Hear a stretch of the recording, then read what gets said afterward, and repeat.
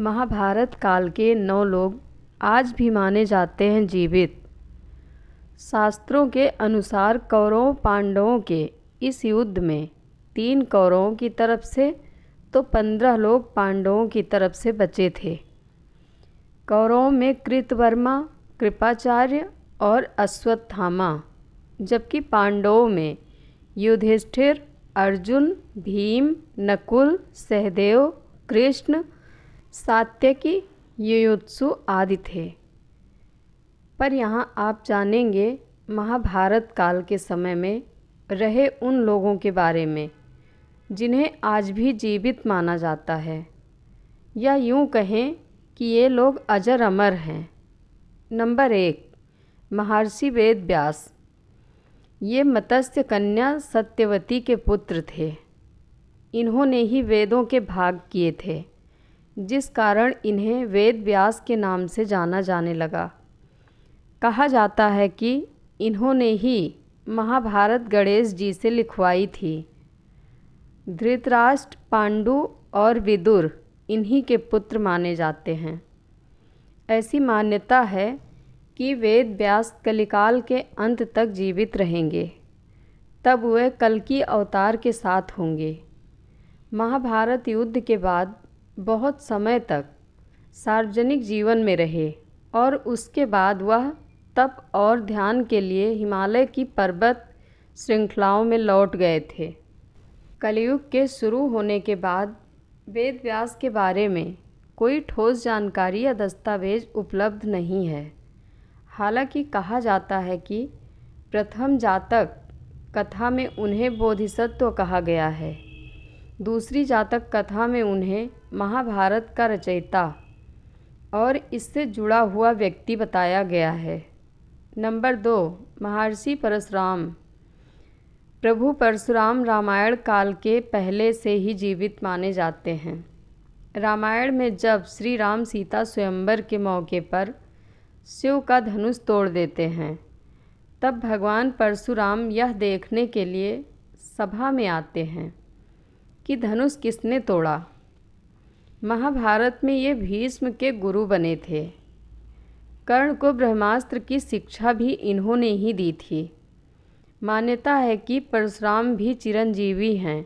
कहा जाता है कि इनकी कठिन तपस्या से प्रसन्न होकर भगवान विष्णु ने उन्हें कल्प के अंत तक तपस्यारत भूलोक पर रहने का वर दिया था। नंबर 3, महर्षि दुर्वासा। ये बेहद ही क्रोधित ऋषि माने गए हैं। इन्हें प्रसन्न करना बेहद ही कठिन था। महाभारत काल में कुंती ने इन्हें अपनी तपस्या से प्रसन्न किया था, जिसके फलस्वरूप इन्होंने कुंती को एक मंत्र बताया। इस मंत्र से कुंती जब चाहें किसी भी देवता का आवाहन करके अपने लिए पुत्र की प्राप्ति कर सकती थी।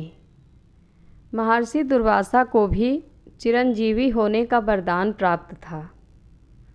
नंबर 4, अश्वत्थामा। ये पांडवों और कौरवों के गुरु द्रोणाचार्य के पुत्र थे। अश्वत्थामा को कोई हरा नहीं सकता था।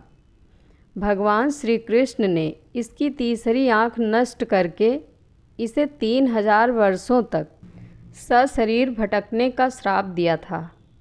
हालांकि इसमें संदेह है कि अश्वत्थामा आज भी जिंदा हैं या नहीं, क्योंकि कुछ लोगों का मानना है कि वह कलयुग के अंत में जब कल्कि अवतार होगा तो उनके साथ मिलकर धर्म के खिलाफ लड़ेगा।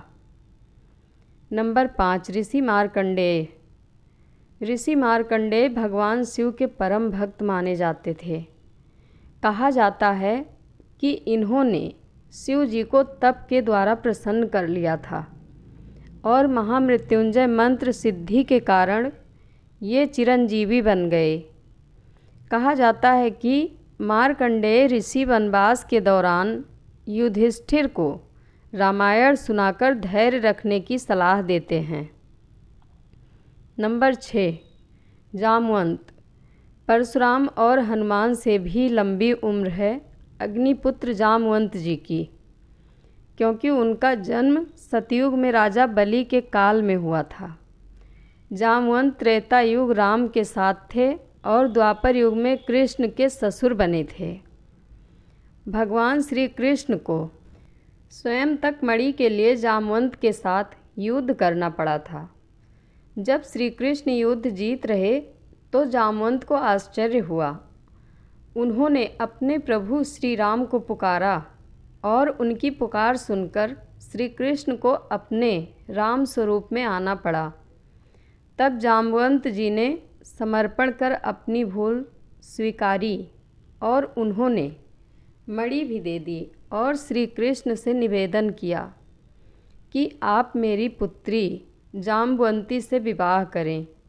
जाम्बवंती कृष्ण के संयोग से महाप्रतापी पुत्र का जन्म हुआ, जिसका नाम सांब रखा गया। इस सांब के कारण ही कृष्ण कुल का नाश हो गया था। जाम्बवंत आज भी जीवित हैं क्योंकि उन्हें भी प्रभु श्री राम से एक वरदान मिला था। वह भी कल्कि अवतार के समय उनके साथ रहेंगे। नंबर 7, हनुमान जी।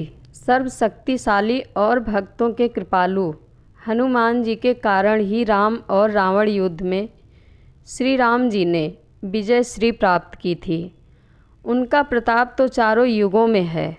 वह त्रेता युग में श्री राम के समय भी थे और द्वापर में श्री कृष्ण के समय भी थे। बहुत कम लोग जानते होंगे कि महाभारत के युद्ध में श्री हनुमान जी के कारण ही पांडवों को विजय मिली थी। अर्जुन और श्री कृष्ण को उन्होंने उनकी रक्षा का वचन दिया था, तभी तो वह उनके रथ के ध्वज पर विराजमान हो गए थे। इससे पहले वह भीम का अभिमान चूर चूर कर देते हैं।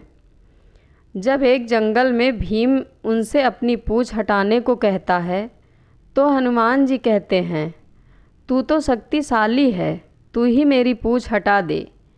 लेकिन भीम अपनी सारी शक्ति लगाकर भी जब वह पूँछ नहीं हटा पाता तो वे समझ जाते हैं कि यह कोई साधारण वानर नहीं, स्वयं हनुमान जी हैं। नंबर 8, मयासुर। रावण की पत्नी मंदोदरी के पिता अर्थात रावण के ससुर थे। देवताओं के शिल्पी विश्वकर्मा थे तो असुरों के शिल्पी मयासुर थे। मयासुर ने रामायण काल में कई विशालकाय भवनों और शस्त्रों का निर्माण किया था। रामायण के उत्तरकांड के अनुसार मयासुर कश्यप ऋषि और उनकी पत्नी दिति का पुत्र था। यह ज्योतिष, वास्तु और शिल्प के प्रकांड विद्वान थे। इसका मतलब मयासुर सतयुग में भी था और द्वापर में भी। महाभारत काल में श्री कृष्ण और अर्जुन ने जब मयासुर से इस बारे में बात की तो वो तुरंत मान गया। उसने उस खंडहर को पांडवों के लिए एक सुंदर नगरी में बदल दिया, जिसे इंद्रप्रस्थ के नाम से जाना गया।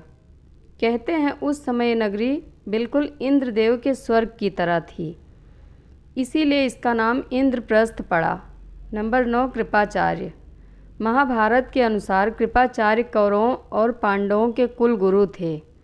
कृपाचार्य गौतम ऋषि पुत्र हैं और इनकी बहन का नाम कृपि है। कृपि का विवाह द्रोणाचार्य से हुआ था।